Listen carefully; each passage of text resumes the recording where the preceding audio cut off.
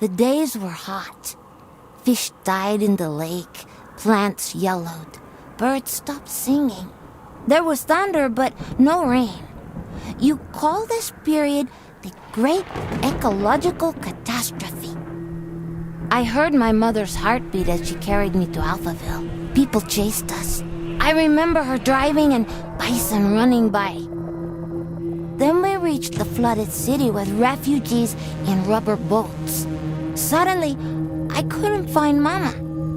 I was scared and alone. I'll never know whether she died or abandoned me. I only remember the rockets leaving for Mars. That night, the fighting started. I ran deep into the forest. A she-wolf found me and raised me with her cubs. People who didn't make it into the rockets were dying in combat and from the mutating environment. But we, the orphans and animals, didn't fight. Instead, together we adapted to nature that grew out of the rubble. Many moons passed, and then one day, some humans returned. They called themselves Martians. They flew around dressed in yellow. They went hunting and played golf. I would steal their golf balls for fun. It really upset them. Then one day, I found a dead Martian. I took off his helmet and put it on. There was music playing in it. After years of only speaking wolf, I listened to the Martian radio and learned human language again. After the group left, one full moon later, I was chasing a tasty bug when another spaceship with new Martians arrived. It soon became clear they were trouble.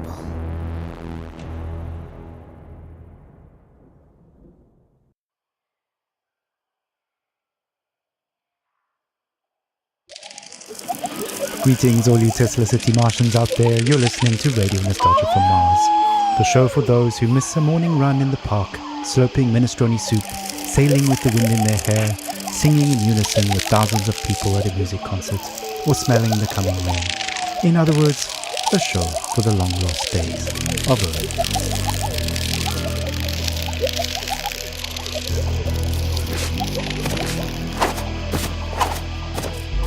I'm the son of no one. I'm the son of no one. I'm the son of no one. I'm the son of no one.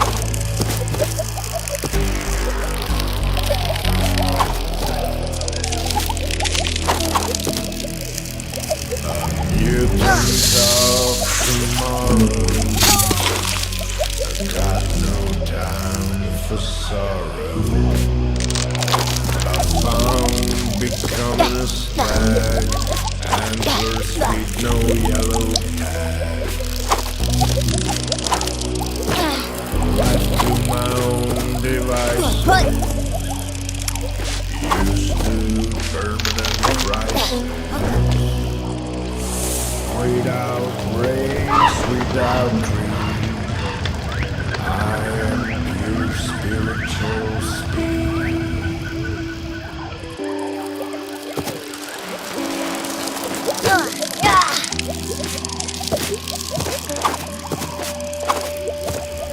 I'm the son of no one. I am the son of no one.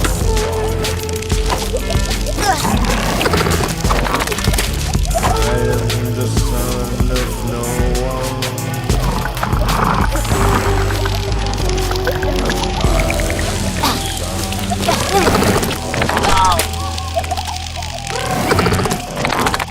Don't get cages old.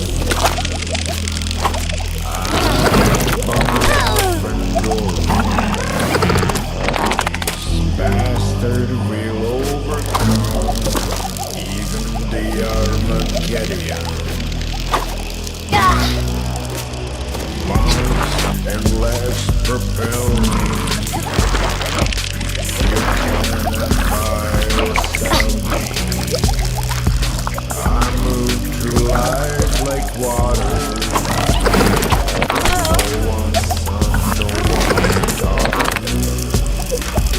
I am the son of no one, the son of no one. I am the son of no one.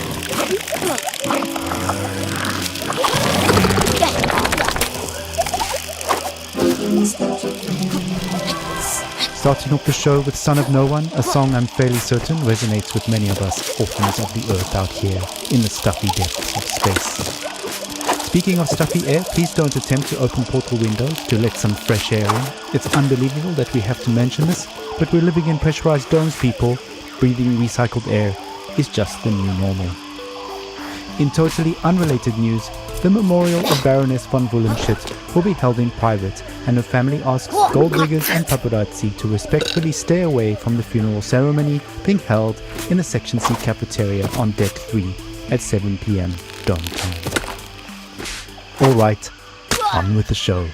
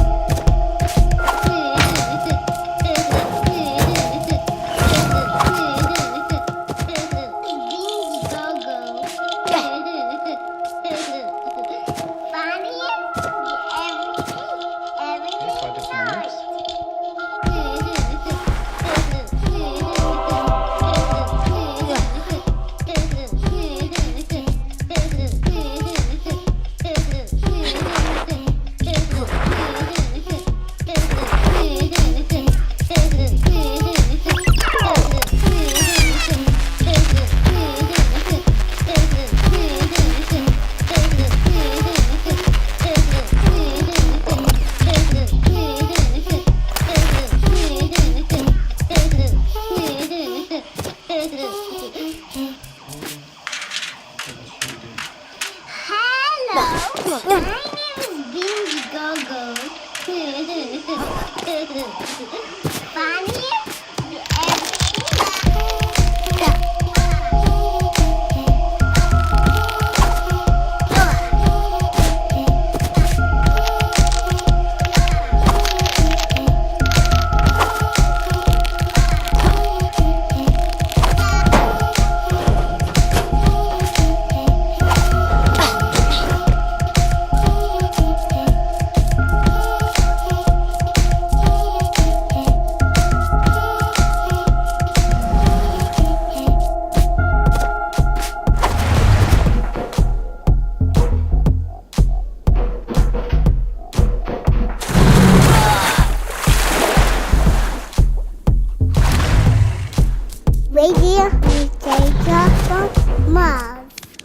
A little toddler pop there, taking us back to the days of late-stage capitalism at its finest. Child labor never sounded so sweet. On that note, it's time for another story, a look back at life on open road, and look forward to the long road ahead. Stories, memories, the good old days, original sources, authentic tales, hope, inspiration, drama, radio nostalgia from Mars. Crying and hiding arms is the actual meaning of life. I'm serious. I tried to recreate that feeling here on Mars. So I took a Tesla City Delivery EDA for a spin on the Planitia planet. It's like playing a janky VR simulation. It made me miss riding my motorcycle, my Jolene, even more. At 35, for 30 days in the blistering heat of July, I took a 4,600-mile trip across America on a motorbike. We set off from California, we zigzagged up and down the country and covered 18 states all the way up to New York City, where I was to take over my father's company. During the trip, the biggest surprise for me was how much of my thinking was practical. Even banal, I just focused on staying alive at 70 miles an hour on two wheels with crazy winds buffeting me in all directions.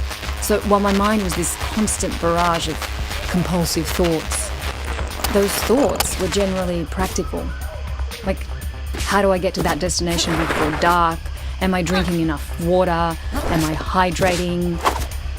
The bigger picture stuff of why am I doing this and what is life about anyway didn't come until later.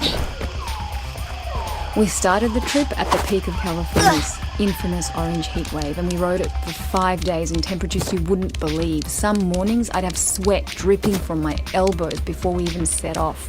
My eyes hurt from the sun. Sometimes I'd wake up so sore I could barely move. My inner thighs would engine burn. And even though those closest to me actually didn't think I'd make it, I learned that I could physically overcome much more. So after that rite of passage, I knew I could take over the company. Instead of being an entitled little brat whose father would pay for her theatre career, I turned the company into a $1 trillion business. And now, here I am with my family on Mars, among the last representatives of humanity in the universe. But aside from this high-minded idealism, life has no meaning. Because of these damn EVA suits, there's no wind on the highway here. No open-air solitude that makes you feel one with the world like back on Earth. On Mars, even if you manage to get outside, you're still trapped in a bubble of your own stale air. No matter where you go, isolation clings to you. Unlike the open road, it's an experience of void, of wholeness. There's no dancing asphalt in the heat and no neon-lit diners and 2 a.m. omelettes with green bell peppers and yellow cheddar with a side of burnt hash browns, greasy bacon and black coffee. Instead, there's this barren life and strictly monitored oxygen levels in sterile domes. We live in bubbles within bubbles. I admire how far we've come and how resilient we are, but I wonder, maybe we're just fooling ourselves. Just like during my epic ride, we've mostly figured out the banal questions about water and food and sanitation, and now the greater questions are looming. What are we really doing here? What is our future? And what will the meaning of life be for my kids? At any rate, the point is, I miss my Jolene. That's all. Thanks for listening. أنتم تستمعون إلى راديو حنين من المريخ. Thank you for taking us on that ride with you, Bojana. Your story is an inspiration for all, and reminds us to face our difficulties head on and to value the small things in life, even out here on Mars. Motorcycles, grease, wind in the hair. What better way to remember than with some psychedelic rock for the road? Radio nostalgia from Mars.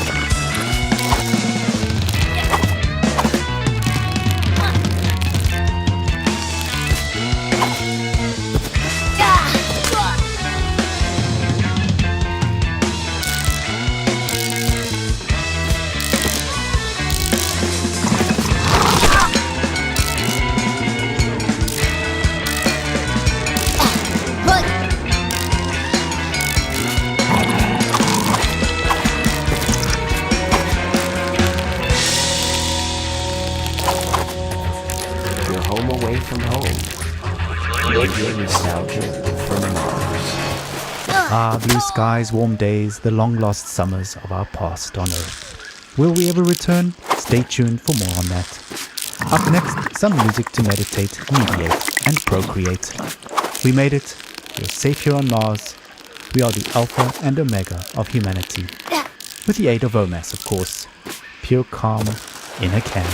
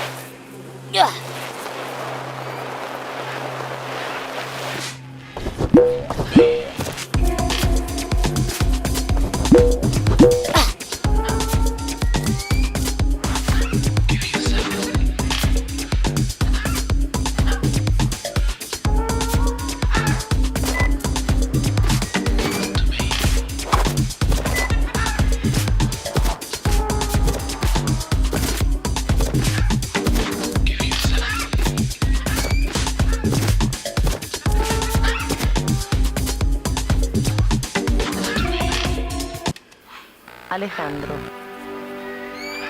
¿Sí? El bebé no es suyo.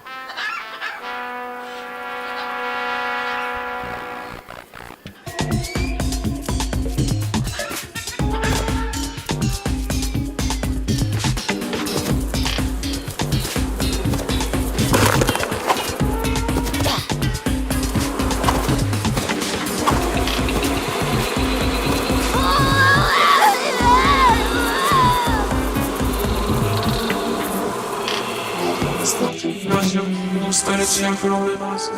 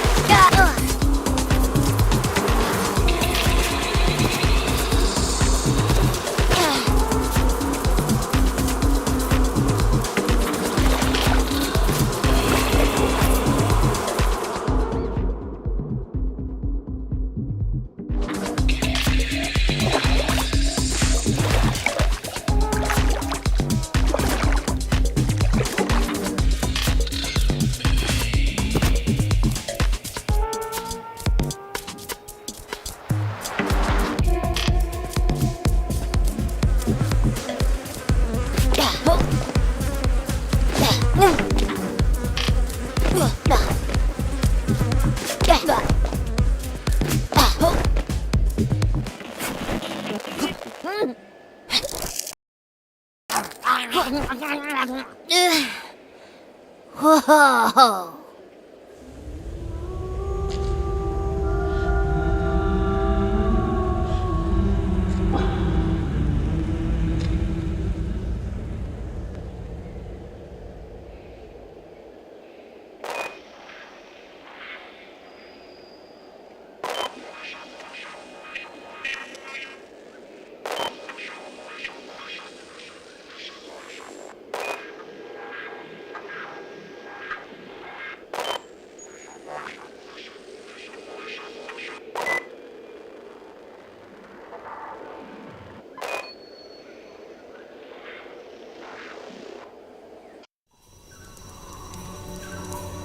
I crouched near 3 members of your Martian expedition.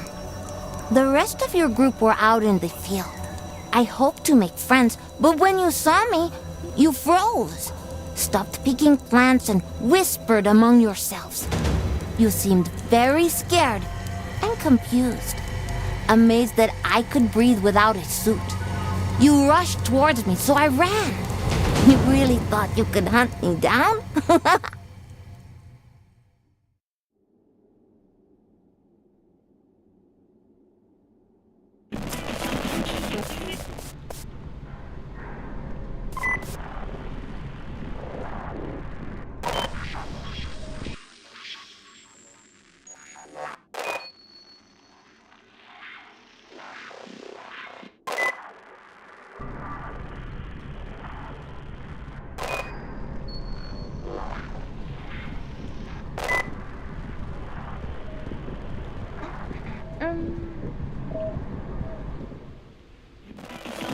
Nostalgia from Mars. Hello all you Martians out there, it's time for another round of Radio Nostalgia from Mars.